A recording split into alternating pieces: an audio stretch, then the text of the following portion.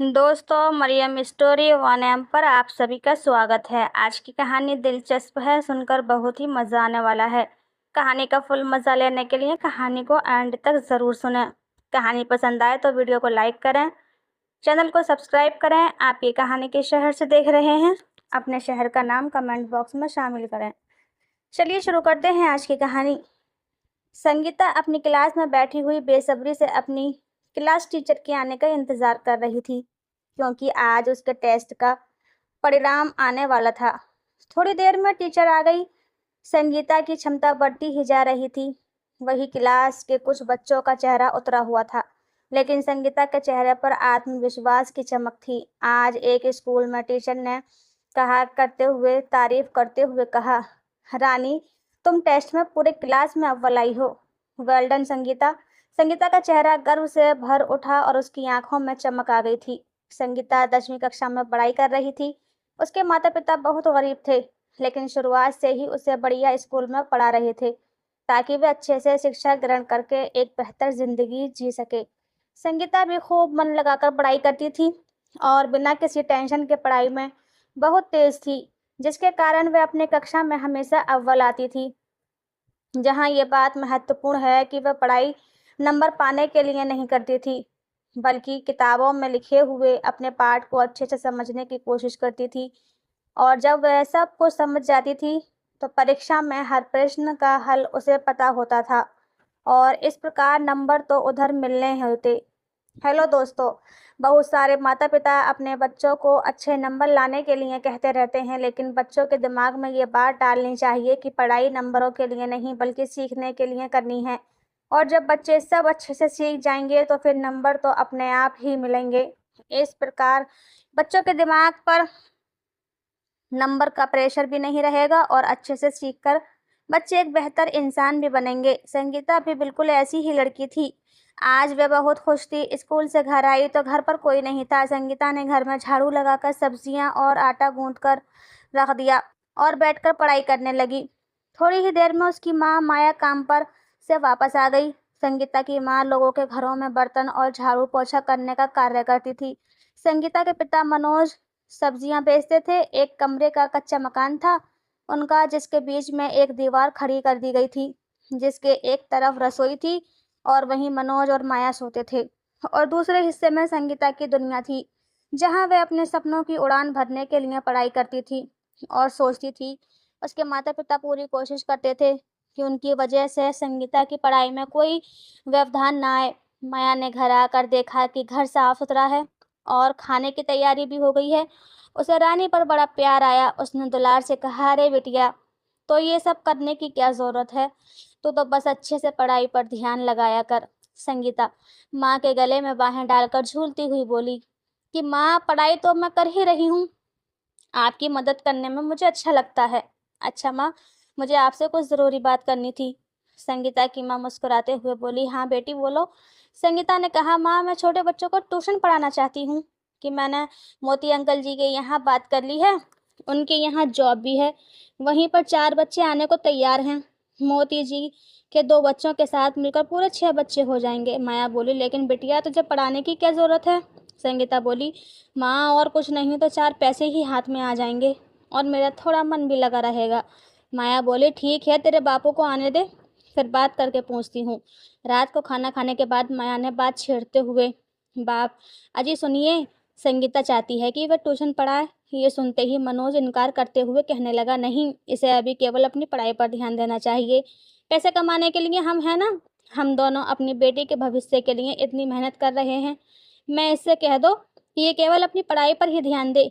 संगीता गुहार करते हुए बोली, बापू, ये केवल पैसे कमाने के लिए नहीं, बल्कि मैं ट्यूशन पढ़ाऊंगी तो मेरी पढ़ाई में भी मदद मिल जाया करेगी। मैं भी पढ़ाने के दौरान बहुत कुछ सीख पाऊंगी। बेटी की इस बात पर मनोज ने कुछ सोचते हुए कहा, ठीक है, तो फिर तुम ट्यूशन पढ़ाओ, लेकिन कभी भी घर के आर्थिक स्थिति को सुधारने के लिए तुम चिंता मत करना, मैं हूं ना, मैं सब कुछ संभाल लूंगा। मैं संगीता मुस्कुराकर पिता के गले लग गई। उसके बाद से संगीता ने ट्यूशन पढ़ाकर पैसे इकट्ठे करने शुरू किए। अब अपने छोटे मोटे खर्चे उठाने लगी थी। अचानक एक दिन माया को तेज बुखार हुआ।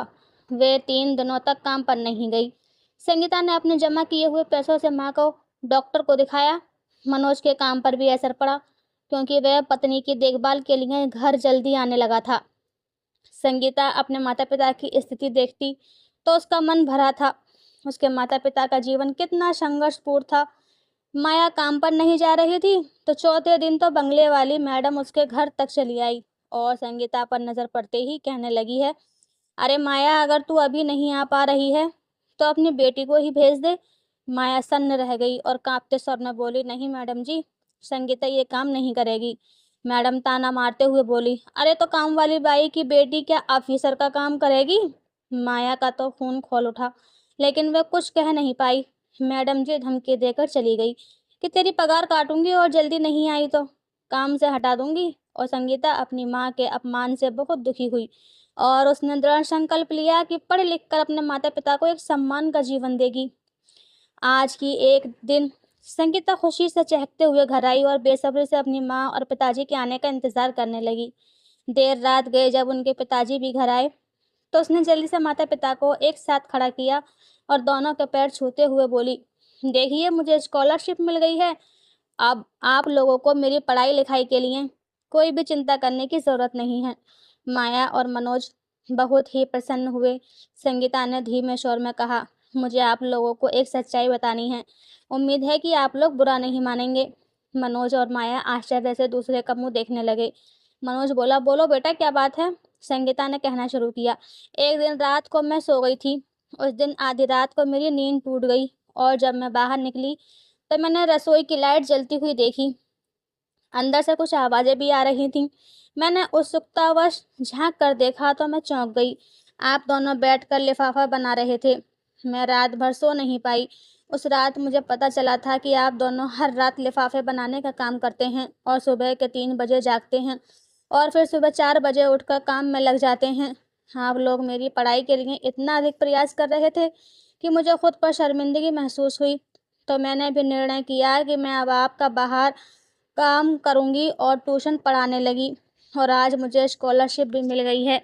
अब आप दोनों को रात भर जागकर काम करने की ज़रूरत नहीं है। बेटी की समझदारी भरी बातें सुनकर मनोज और माया की आंखें भर आई थीं। आज उन्हें अपनी बेटी पर बहुत गर्व महसूस हो रहा था। दोस्तों, बच्चे यदि लायक हों तो माता पिता के हर कष्ट को हर लेते हैं कि बच्चों में जिस प्रकार के संस्कार डाले जाते हैं, बड़े होकर उनका व्यवहार भी उसी के अनुरूप होता है। इसीलिए बच्चों के प्रारंभिक जीवन काल में बहुत सावधानी और संयम से उन्हें अच्छे संस्कारों का बीज बोना चाहिए। मनोज और माया ने दिन रात मेहनत करके अपनी बिटिया को पढ़ाया। एक दिन ऐसा हुआ, बिटिया देखते ही देखते कि अफसर की पोस्ट प्राप्त करी और उसे एक अच्छी जगह नौकरी मिल गई। बिटिया की नौकरी मिलने पर माया और मनोज बहुत ज़्यादा खुश हुए। उनकी आंखों से खुशी के आंसू दिख रहे थे। संगीता ने अपनी माँ का घर घर जाकर काम करना छुड़वा दिया था, आराम से घर पर रहने को बोल दिया था और बाबा से भी मना कर दिया कि रात में लिफाफे न बनाया करें।